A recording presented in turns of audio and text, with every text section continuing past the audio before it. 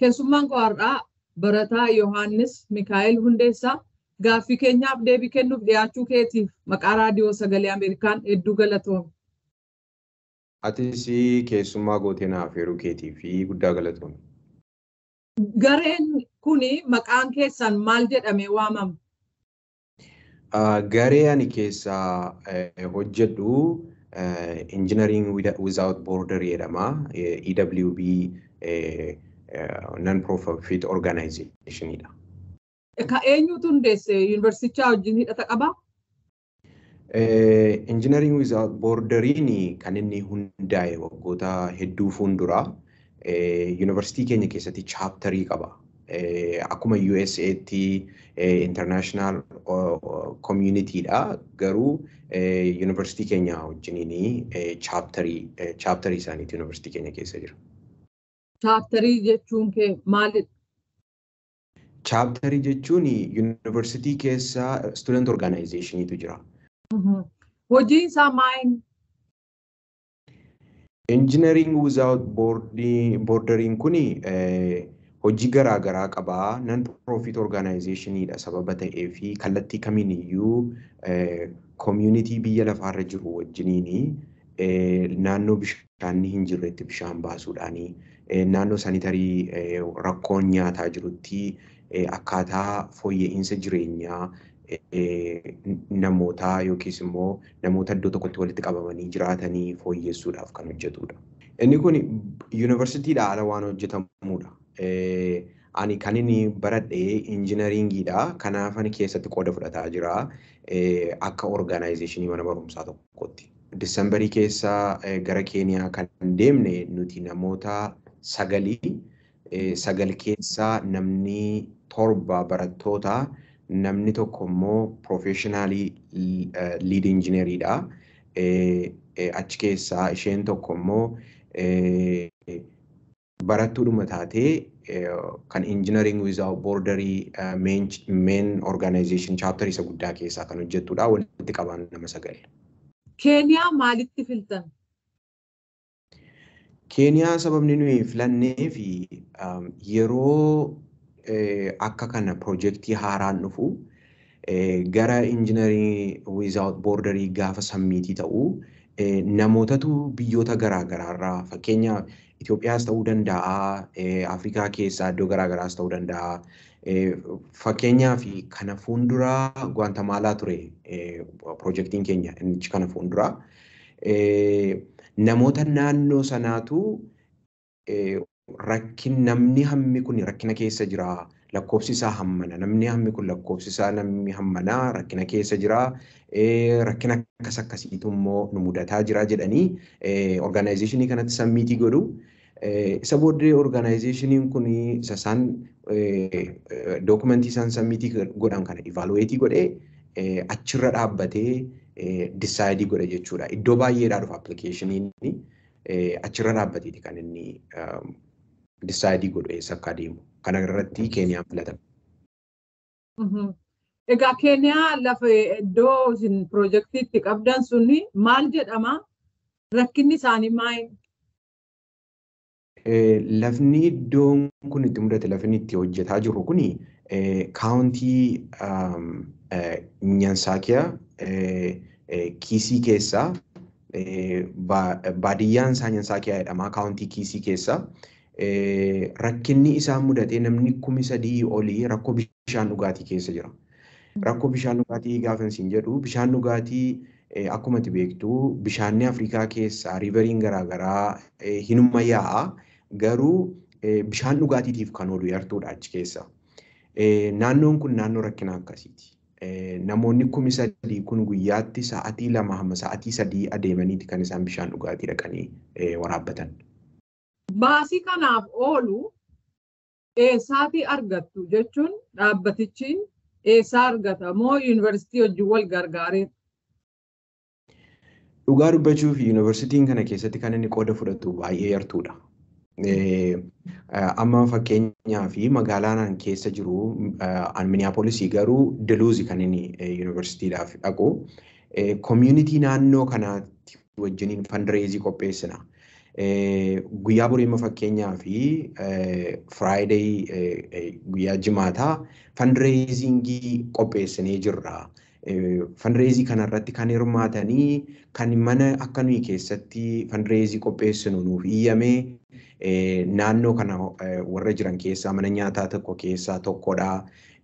Namooti dhufanii immoo qarshii irratti buusan immoo namootuma community naannoo kana jiranidha. Akkasumas immoo Engineer Without Bordering kunis immoo hamma ta'e waan keessaa nu gargaaru qaba. Manni barumsaas akka nuyi gaafannetti keessaa waan nu gargaaru qaba. Egaa ammati hiddi dhalata kee Afrikaadha. Ijoolleen si wajjiniin gara Keeniyaatti deemanis warruma akkasiiti immoo? Ijoollota kana keessaa namni Afrikaatti dhalate ana duwwaadha.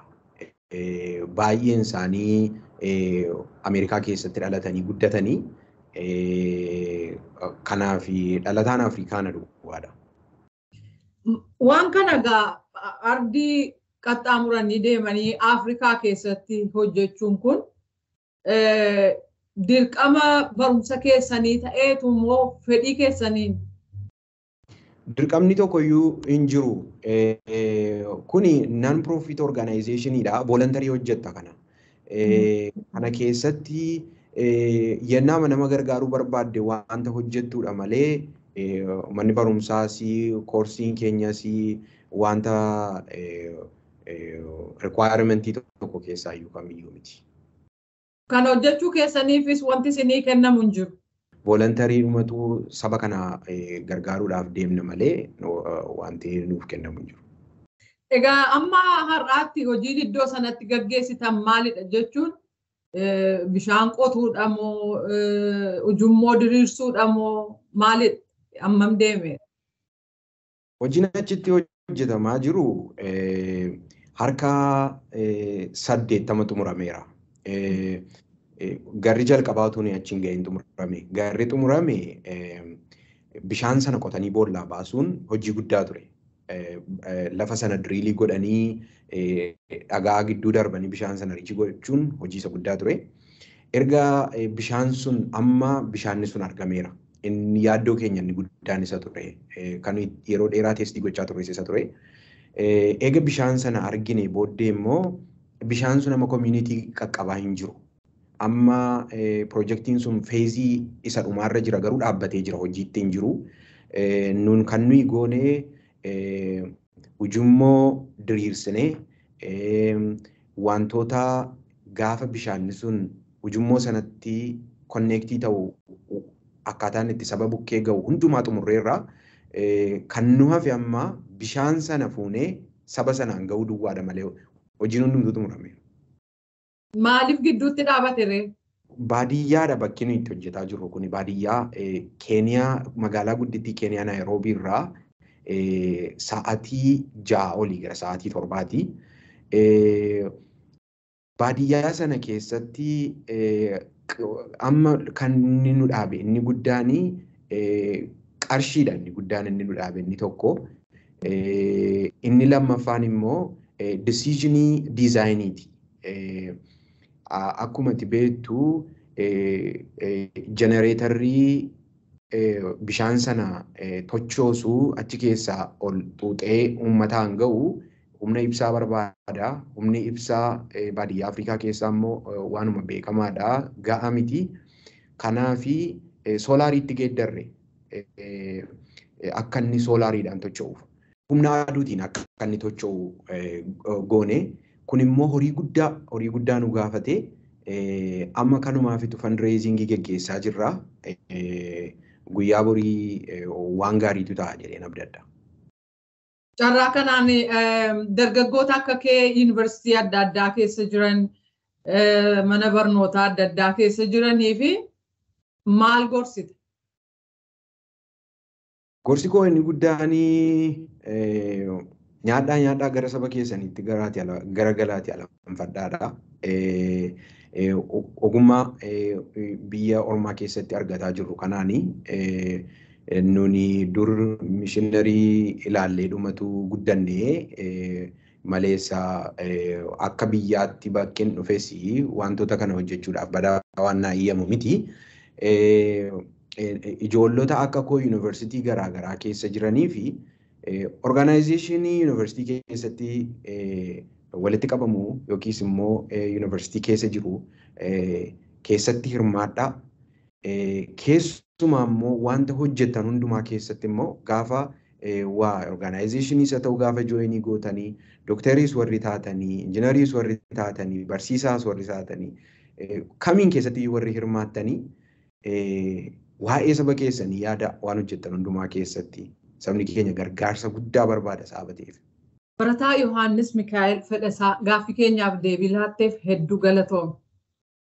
Ulfaadhoo atis na kabajjee naaf heeruu keetii fi ulfaadhoo.